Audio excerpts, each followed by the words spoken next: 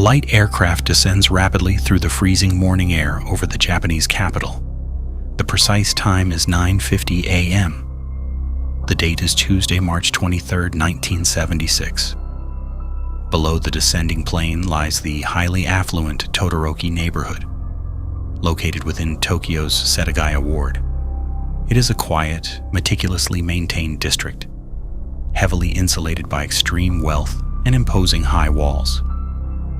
A 29-year-old actor named Mitsuyasu Maino sits at the controls of a rented Piper PA-28 Cherokee aircraft.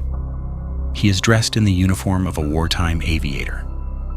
He has taken off from Chofu Airport with a singular, deliberate destination. He does not alter his trajectory. He initiates a deliberate, fatal crash, shearing violently through the roof of a heavily fortified private compound. The immediate aftermath is a sensory-heavy rush of absolute chaos.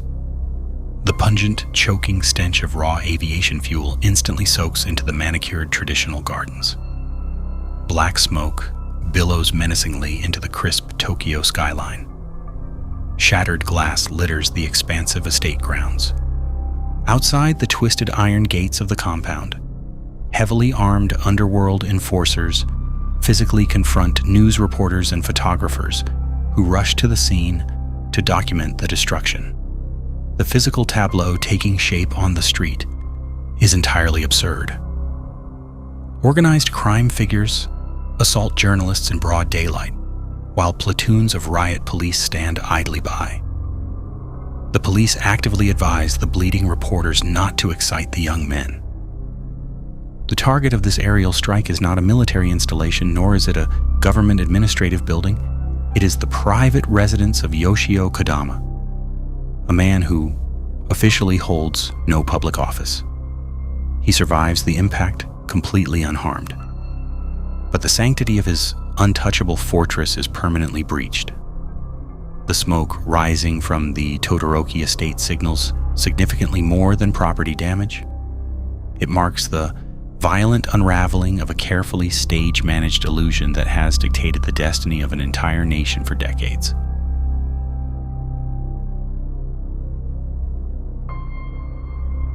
To comprehend the profound magnitude of the events converging on this single morning, one must be fully submerged in the socio-political climate of Tokyo during the winter and early spring of 1976. By February of that year, Japan is operating at the absolute apex of its post-war economic miracle. The neon-drenched avenues of Ginza, the relentless industrial output of the Keihin region, and the sprawling, hyper-efficient transit arteries of the capital project, the image of a flawless, democratic, and capitalist utopia. The nation has meticulously rebuilt itself from the radioactive ashes of 1945, transforming into the second largest economy in the free world.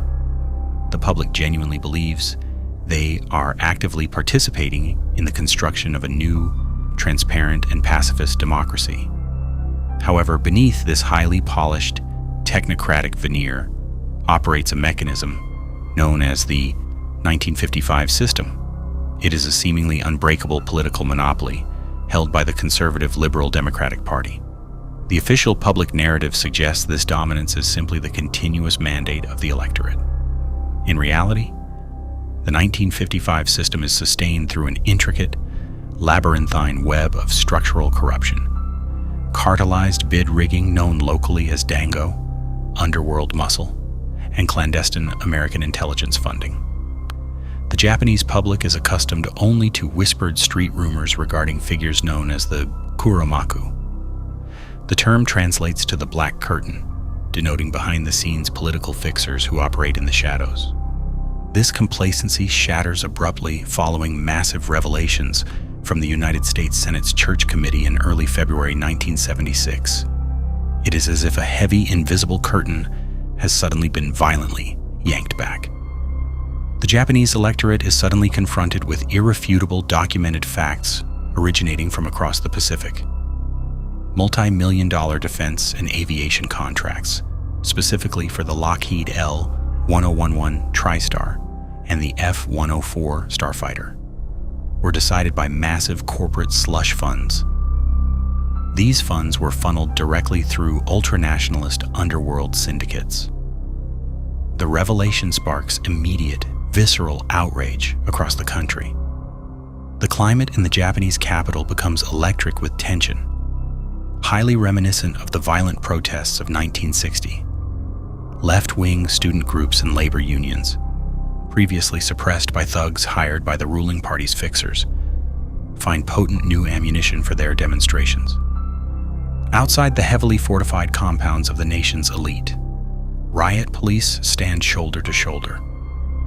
Their breath plumes in the freezing February air as they anticipate widespread civil unrest. The scandal does not merely expose modern corporate greed. It actively unearths the repressed ghosts of a global conflict. It reveals that the very foundations of modern democratic Japan were bankrolled by wartime looting, illicit trafficking, and foreign intelligence agencies. The realization that figures like Yoshio Kodama, a purged war criminal, were the true architects of the nation's destiny creates a psychological trauma. It permanently alters the Japanese societal trust in government. The overarching atmosphere is one of absolute betrayal, recognizing that the democratic mandate was paid for by foreign intelligence and corporate slush funds.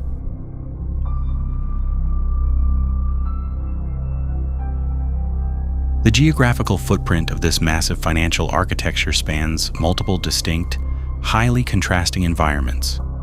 Each location serves as a vital node in the covert operations of a deep state network. The absolute genesis of the illicit capital lies far from the urban centers of global finance, deep within the dense, humid jungles and rugged mountainous terrain of northern Luzon in the Philippines. Here, between 1944 and September 1945, under the frantic direction of Imperial Japanese General Tomoyuki Yamashita, military engineers construct 175 subterranean vaults. This initiative, known as Operation Golden Lily, systematically hides the plundered wealth of 12 Asian nations. These are not simple dugouts or shallow graves. They are sophisticated, highly engineered underground complexes. The layouts feature labyrinthine tunnels rigorously rigged with elaborate lethal countermeasures. Engineers install tripwired explosives, pressurized toxic gas releases, and submerged water tunnels specifically designed to drown any unauthorized intruders attempting to access the gold bars and golden Buddha statues. To maintain absolute operational secrecy, Allied prisoners of war and Asian slave laborers are forced to dig the vaults under brutal conditions. According to historical accounts, they are entombed alive within the structures as the war ends. The claustrophobic, deadly, and entirely undocumented nature of these vaults ensures the plundered bullion remains hidden in the earth. Its location is eventually extracted only when U.S. intelligence operatives, including Edward Lansdale and Severino Garcia Diaz Santa Romana, subject General Yamashita's driver, Major Kojima Kashi, to extreme physical interrogation. While the physical gold remains buried in the Pacific, the financial blueprint of the shadow government is mirrored by the operations of Yoshio Kodama in Shanghai. Bearing the honorary rank of a rear admiral in the Imperial Navy, Kodama heads the Kodama Agency between 1937 and 1945. Ostensibly a military procurement agency tasked with acquiring copper, cobalt, and nickel, it is in stark reality a massive, state-sanctioned criminal enterprise. Kodama controls regional salt monopolies and molybdenum mines, but his true power lies in trafficking massive quantities of military-grade heroin. He trades the narcotics to Chinese triad syndicates in exchange for raw materials, diamonds, and pure gold. He exhibits a specific, intense, psychological fixation on platinum. Reports indicate he hoards the metal so obsessively that he once overloads a military aircraft bound for Japan, until its landing gear violently collapses on the tarmac under the sheer weight. Through these vast operations, he amasses a personal fortune estimated at $13 billion.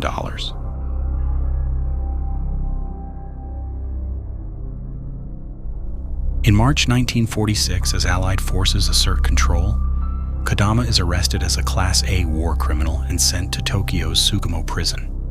He shares a cell with future Prime Minister Nobusuke Kishi. The logical progression of international law dictates he will face a tribunal. Instead, in 1948, the cell doors open. Kodama is mysteriously released without facing trial. He utilizes his massive fortune to buy his absolute freedom, striking a complex bargain with nascent American intelligence agencies. He allegedly relinquishes an estimated $100 million of his looted underworld wealth to the CIA in exchange for his release and permanent immunity from prosecution. He transitions seamlessly from an imperial warlord to what investigators later describe as the intelligence community's chief asset in Japan.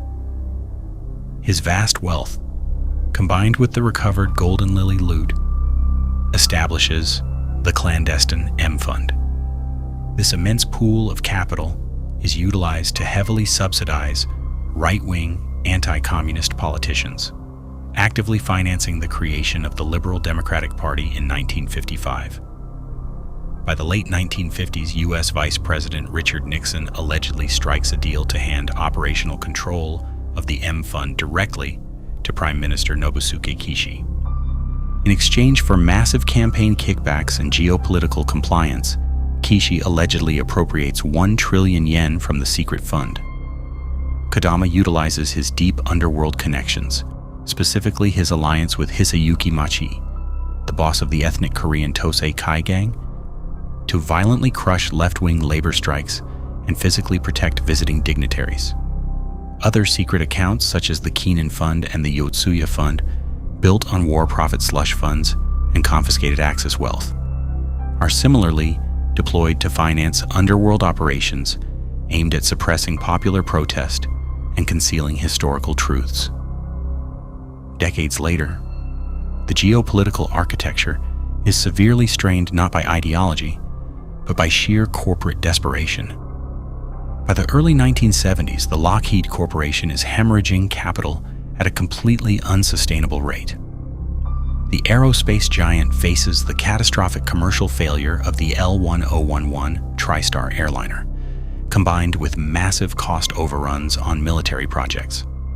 The company requires a highly controversial $250 million federal loan guarantee just to keep its administrative doors open. Lockheed Chairman Dan Houghton and President Carl Kochian are not ideologues. They are driven by profound existential desperation.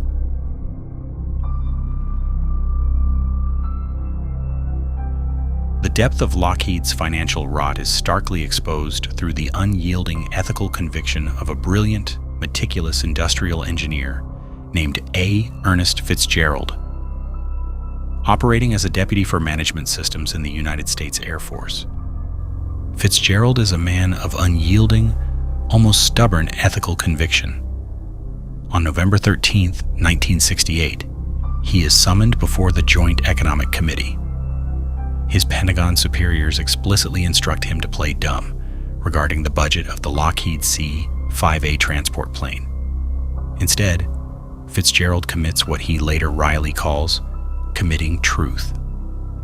Testifying under oath, he bluntly confirms to Senator William Proxmire that the highly concealed C-5A program is a staggering $2 billion over budget. His testimony completely shatters the Pentagon's carefully constructed narrative and immediately threatens Lockheed's financial viability at its most vulnerable moment. In fierce retaliation, President Richard Nixon personally orders his destruction. White House Oval Office tapes later reveal Nixon explicitly instructing his aides to get rid of the analyst. Fitzgerald is immediately stripped of his oversight duties. He is subjected to petty humiliations and exiled to investigate cost overruns on a bowling alley in Thailand before his position is entirely eliminated via a manufactured computer error. Facing total corporate collapse, Lockheed's executives authorize a staggering $22 million in bribes globally. They target officials in Indonesia, Italy, Saudi Arabia, West Germany, and Japan. Their motive is pure financial survival. willingly turning a blind eye to the criminal forces they are enabling.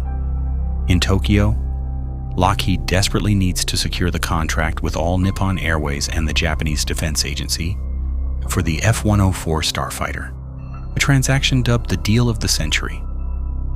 Recognizing that traditional marketing and corporate lobbying are entirely insufficient in Japan's deeply entrenched political system, Lockheed willingly turns to the underworld. They formally retain Yoshio Kodama. Kodama is selected specifically for his unique ability to bypass standard procurement channels and directly access Prime Minister Kakue Tanaka, along with top officials in the Ministries of Defense and Transportation. He commands a private army and operates entirely outside the bounds of domestic and international law.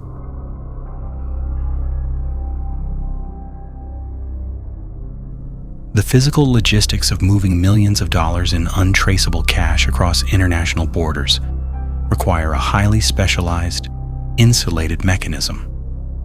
The operation relies on Nicholas L. Deek, a Hungarian émigré and a highly decorated veteran of the Office of Strategic Services. Following the war, Deek expertly parlayed his vast intelligence networks into the world's largest bullion and foreign exchange firm, Deek and Company. Psychologically, Deek operates in the murky gray zone of Cold War morality. He genuinely believes that facilitating covert financial needs is a supreme patriotic duty. His firm rapidly evolves into the primary financial conduit for global operations, effectively functioning as the Black Bank of Asia. Deek moves funds for the 1953 overthrow of Iranian Prime Minister Mohammad Mossadegh, finances mercenary operations in the Belgian Congo during the 1960s, and heavily launders money for Southeast Asian operatives playing the black market in Saigon during the Vietnam War. The firm is later implicated in handling accounts for Isaac Catan, a major financier laundering illicit profits for the Cali and Medellin cartels, demonstrating a complete disregard for the origin of the capital. When Lockheed needs to move over $8 million in entirely untraceable bribes to Kodama, Deek provides the absolute fail-safe architecture. The laundering is orchestrated heavily through Deek's regional headquarters in Hong Kong. The office functions as the primary operational nexus. It is a high-traffic, hyper-capitalist environment where the strict lines between legitimate banking, black market currency exchange, and espionage blur into complete non-existence. In this busy financial clearinghouse, massive sums of US dollars wired from Los Angeles are covertly and physically converted into Japanese yen. The physical layout of the operation is deeply deceptive in its banality. Behind the counters of a standard currency exchange, millions in untraceable banknotes are stacked and prepared for illicit transit, bypassing standard international banking protocols and government oversight entirely.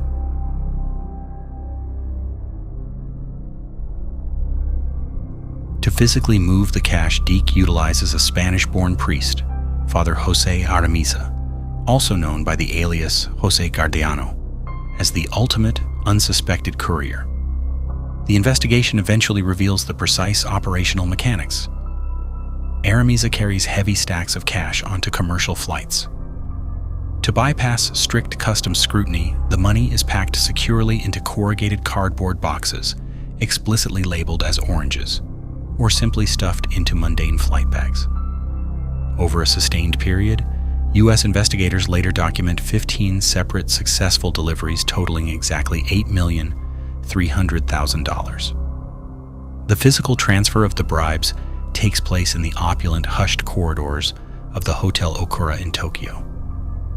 The Okura is a striking symbol of post-war Japanese luxury, its traditional aesthetics blending seamlessly with modernist architecture. It serves as a highly discreet meeting ground for the international elite. The seized internal transfer receipts detail highly precise drop-off instructions. Artemisa is required to meet Lockheed's Tokyo manager, A.H. Elliott, exclusively at the hotel. The instructions specifically demand that the physical drops occur on Sundays or Saturdays if Sunday is completely impossible. This scheduling strictly ensures the transactions are completely insulated from Lockheed's official corporate offices and weekday accounting staff. The courier walks across the plush carpets, delivering the illicit cash directly to Elliot in a suite completely insulated from public and legal view. The unraveling of this meticulously designed global conspiracy is initiated not by a targeted probe into aviation or Japanese politics, but by the chaotic domestic fallout of a burglary in Washington, D.C. Following the resignation of President Nixon in August 1974, the Watergate Special Prosecution Force dives deeply into illegal corporate handouts given to the 1972 re-election campaign. Investigators notice a glaring, repeated anomaly in the accounting ledgers of several major defense contractors. Companies like American Airlines and Northrop have established massive, off-the-books slush funds to illegally bankroll the campaign, actively hiding the money from their own shareholders. Recognizing the unprecedented scale of the financial deception, the Securities and Exchange Commission launches intense civil investigations into the falsification of corporate records. The SEC uncovers the extensive use of phony offshore subsidiaries, numbered Swiss bank accounts, and intentionally mislabeled bookkeeping designed to hide hundreds of millions of dollars.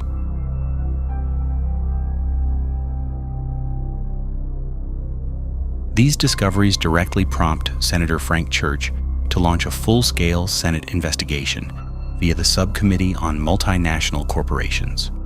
Between February 4th and 6th, 1976, the Church Committee aggressively subpoenas Lockheed's top executives.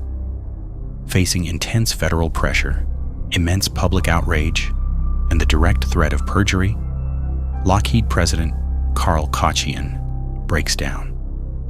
He publicly admits to the payments, explicitly naming Yoshio Kodama and Japanese government officials. The most damning investigative clues emerge when federal investigators, coordinating closely with the IRS, explicitly trace the specific physical pathways of the money laundering. The complex paper trail bypasses traditional banks entirely and leads directly to Deke Pereira. Investigators uncover the internal transfer receipts detailing the highly organized smuggling route, the orange boxes, and the weekend drops at the Hotel Okura. The revelation of this highly documented operation provides the irrefutable hard evidence needed by Japanese prosecutors to finally bypass intense domestic political stonewalling and issue high-level arrest warrants. However, researchers, investigative journalists, and political scientists, including figures like Chalmers Johnson and Peter Dale Scott, argue that corporate desperation is only the superficial surface layer of the entire scandal. The deeper theoretical motive strongly centers on the active manipulation of Japanese politics through the M Fund. According to this deep politics perspective, the bribes paid by Lockheed are not merely desperate corporate expenditures, they are a seamless, calculated extension of foreign policy. The theory posits that intelligence networks deliberately orchestrated Lockheed's financial operations in Japan to continuously funnel untraceable capital to ultra-conservative politicians. By utilizing Kodama and the labyrinthine money laundering architecture of Nicholas Deke, external forces could completely bypass congressional oversight and continuously maintain a pliable government in Tokyo. The underlying motive is absolute geopolitical hegemony in the Pacific Rim, financed entirely by the recycled spoils of the Black Eagle Trust. It represents an ambiguous symbiosis where the deep state effectively utilizes the overworld of corporate aviation and the underworld of syndicates to achieve total unchecked political control.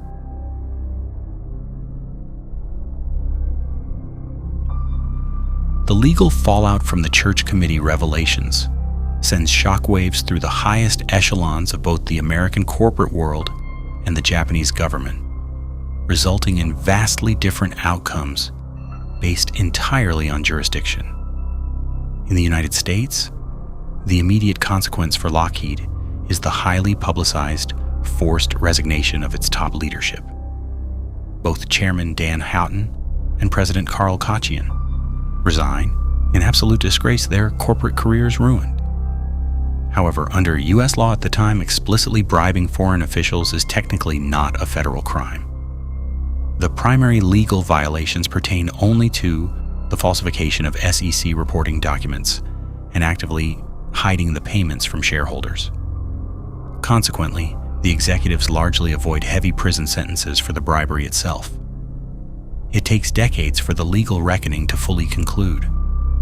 Lockheed eventually pleads guilty in 1995 to violating subsequent anti-bribery laws, paying a record $24.8 million in federal penalties. Deakin Company faces massive IRS scrutiny and grand jury indictments in San Francisco for illegal currency transfers. This results in minor fines but devastating terminal reputational damage that ultimately leads directly to the firm's bankruptcy. In Japan, the legal system, heavily pressured by public outrage, reacts with unprecedented severity. In July 1976, former Prime Minister Kakuei Tanaka is formally arrested and subsequently convicted for his direct role in accepting the bribes, fundamentally altering the trajectory of Japanese politics and proving that even the highest office is not entirely immune to prosecution. Yoshio Kodama is formally indicted in June 1977 for massive tax evasion and severe violations of foreign exchange laws. Despite surviving the aerial attack on his compound, Kodama's aura of invincibility is entirely broken. He is forced to face public trial, an ultimate crushing humiliation for a man who operated exclusively in the shadows for over 4 decades.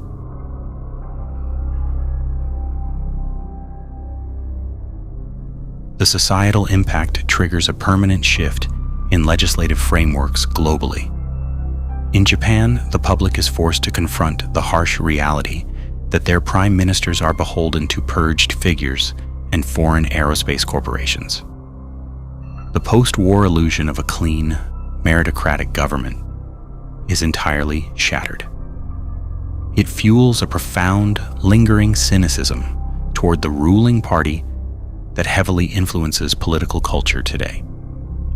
The term Kuromaku enters the daily vernacular not as a myth, but as a deeply recognized political reality. The Japanese media, previously deferential, begins adopting a much more aggressive, investigative stance against structural corruption. In the United States, the societal revulsion directed at the dual horrors of the Watergate and Lockheed scandals generates a massive wave of progressive legislative reform. The realization that prestigious American corporations are corrupting foreign governments and funding international drug lords leads directly to the passage of the Foreign Corrupt Practices Act of 1977. The FCPA fundamentally alters how multinational corporations conduct business, explicitly criminalizing the act of bribing foreign government officials and forcing strict internal compliance programs. As prosecutors close in on the truth, the epilogue of the saga is heavily marked by a deeply disturbing series of violent events that rapidly silence the key architects. The scandal becomes explicitly infamous for a large number of highly suspicious deaths among the intimately involved parties. Most notably, Kakuei Tanaka's personal driver dies under highly mysterious circumstances, permanently eliminating a crucial witness who possessed intimate knowledge of the physical movement of the bribe money. Yoshio Kodama suffers a debilitating stroke before he can be formally sentenced, ultimately dying in 1984. However, persistent investigative reports, such as Keiichi Amano's expose in Gekkan Nippon, suggest that Kodama does not die of natural causes. The prevailing theory is that he is silenced via a targeted drug injection to prevent him from taking the stand and revealing the full catastrophic extent of the financial operations that created the political establishment.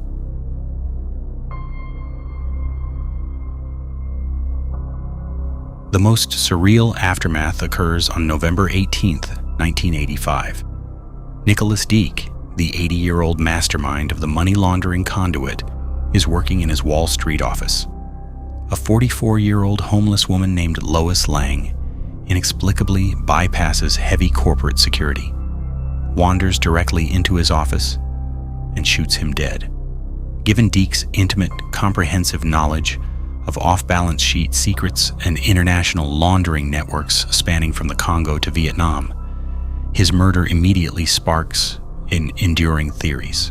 Intelligence historians continue to fiercely debate the possibility that the assassin was subjected to extreme psychological programming, deployed specifically to ensure Deke's secrets are permanently buried with him. In stark contrast, the whistleblower finds absolute historic vindication. After successfully suing for wrongful termination, culminating in a 1982 Supreme Court ruling and a significant financial settlement, A. Ernest Fitzgerald is fully reinstated to the Air Force. He refuses to be cowed.